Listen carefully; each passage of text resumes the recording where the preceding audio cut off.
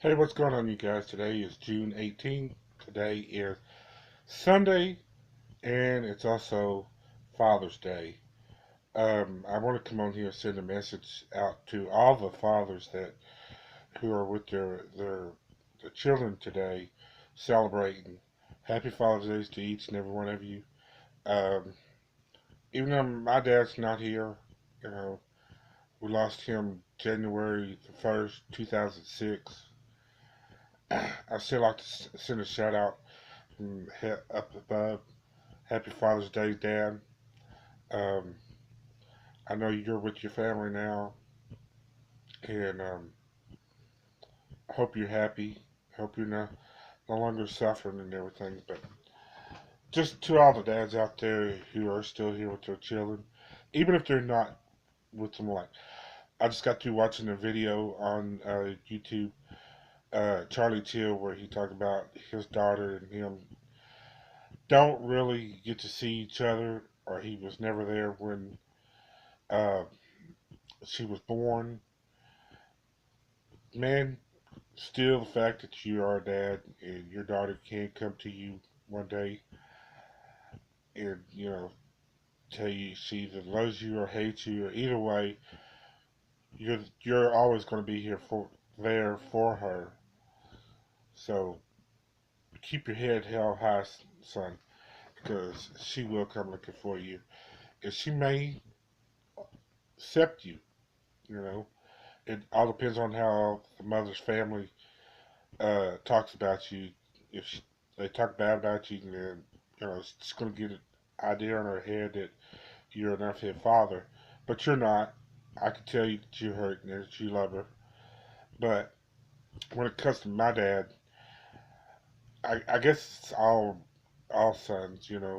We love our dads, but we also hate our dads. And I love my dad because he did bring me into this world, and he did teach me right and wrong when he could. But he suffered from depression for years.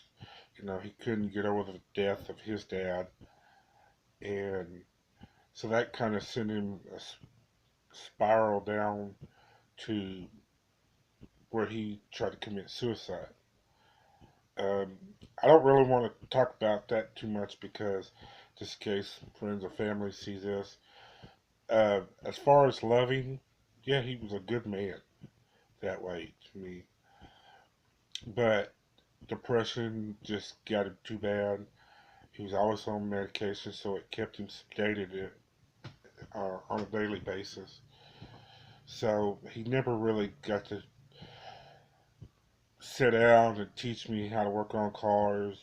And even if he did, he's the type of person that rather show you than to try to tell you because he couldn't explain it. Just like if I was to try, like my niece, me doing crochet, I tried to show her how to do it, and she just didn't have the patience or the time to sit and watch me. So she's more of a do it herself type thing and learn from her own.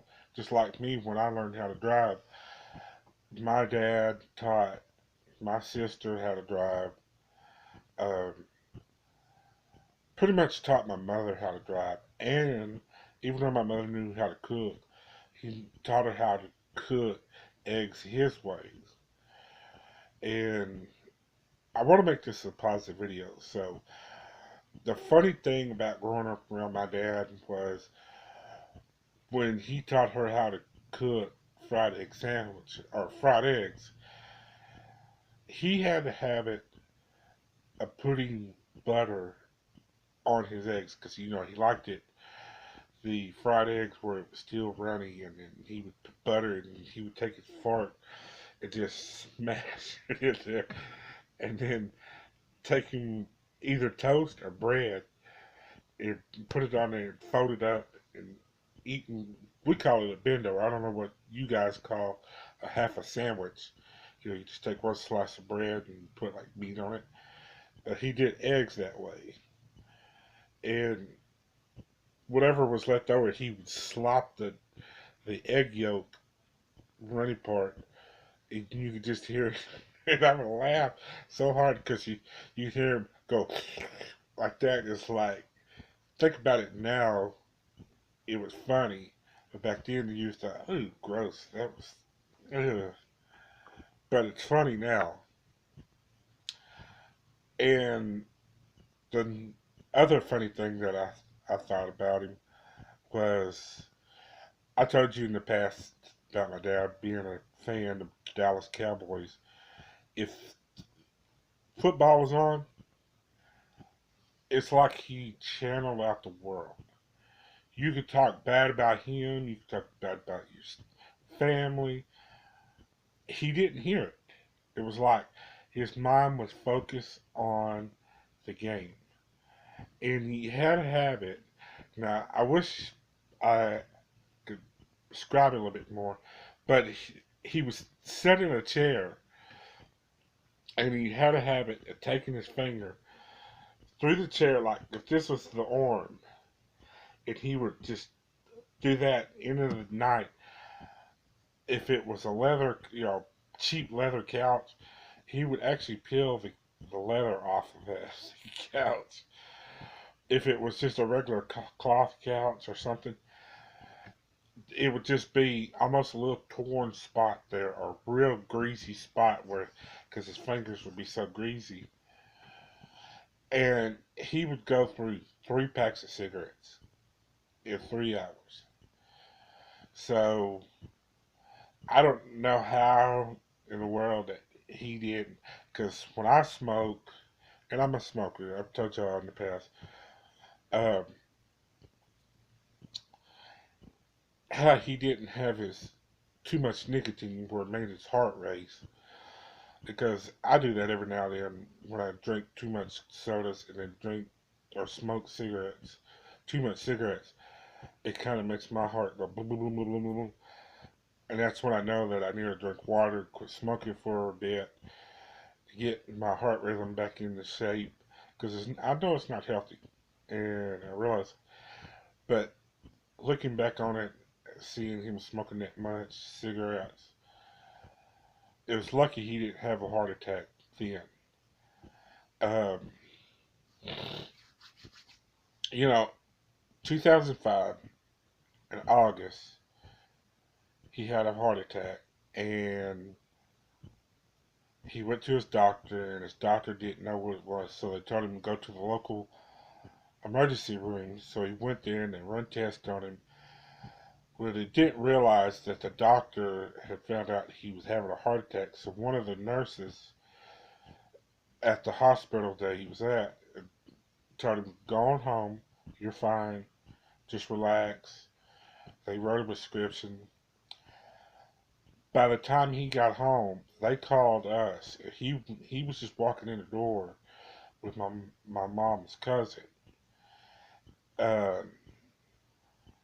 and they told him to get back to the hospital because he was having a heart attack. So we loaded up, we went with him, took him back to the emergency room.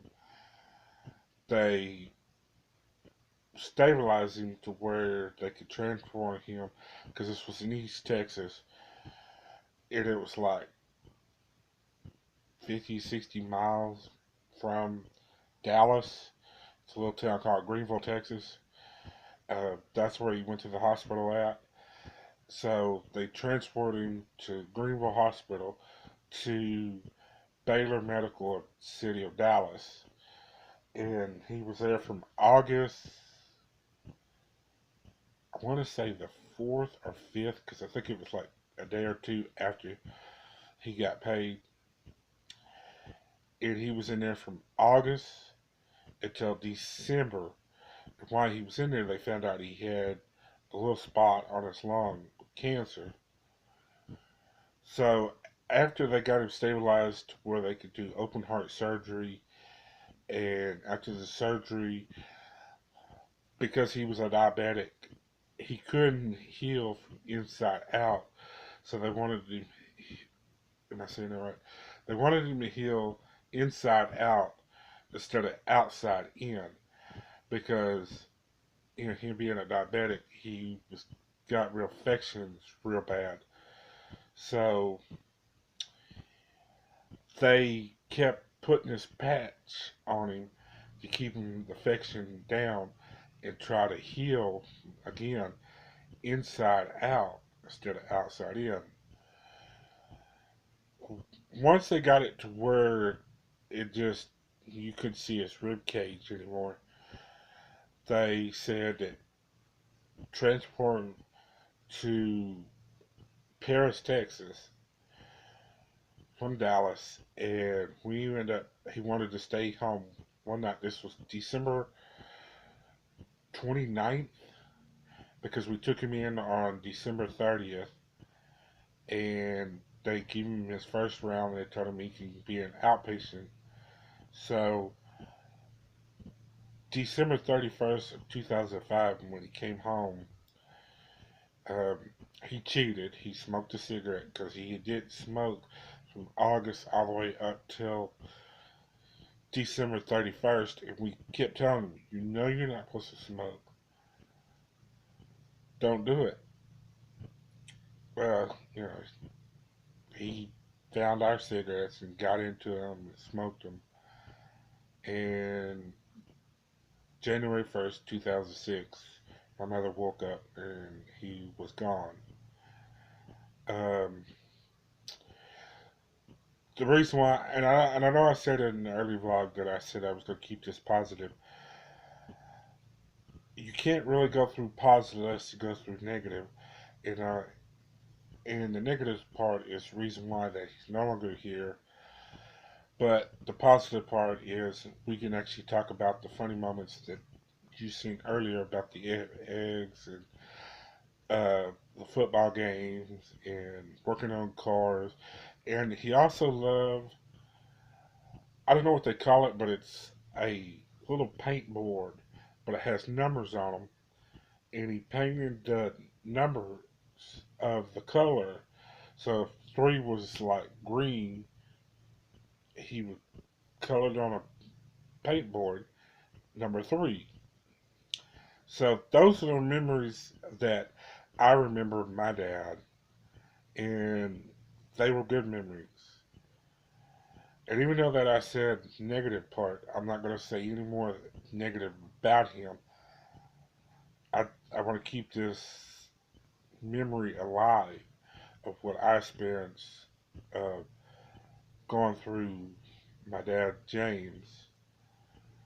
Um, Now, whether my sister, memories she had with my dad, you know, I had my mom, my sister had my dad. So it was like we had our parents wrapped around our fingers, or vice versa. They had us wrapped around their fingers.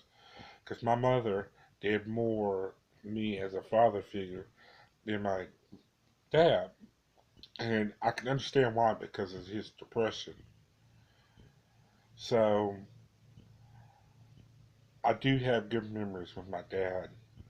And I think the best one that I've ever had was when he worked on his race cars in his younger days. Uh, he used to let me get in it and start it up because I love to hear the rim of the engine. And you hit it just right in the soft pipe. You do that loud, and I love hearing that. And I love going to the races. I think that's just why I like NASCAR is because just to hear the sound. Of course, it's different when you watch it on TV because they sound like bumblebees when they go. But being there, smelling that fuel, and to see the speed, and you see people like Dale Jr. Um, Back when I was watching it, Dale Earnhardt and what is his name? Richard Petty and Buzz Aldrin, or whatever his name is. I can't think of his name. I'm really confused. I know it's Aldrin or something like that. But anyways, um, I haven't watched it in a while, so I don't know who's on the circuit now because But I still love NASCAR. Don't get me wrong. Even though I haven't watched it recently, it just hangs onto the memories of him, I guess. So I'm rambling. I'm gonna stop here. I just want to say to all the dads out there, Happy Father's Day, Dad. Happy Father's Day in heaven. God bless y'all. Y'all have a good one.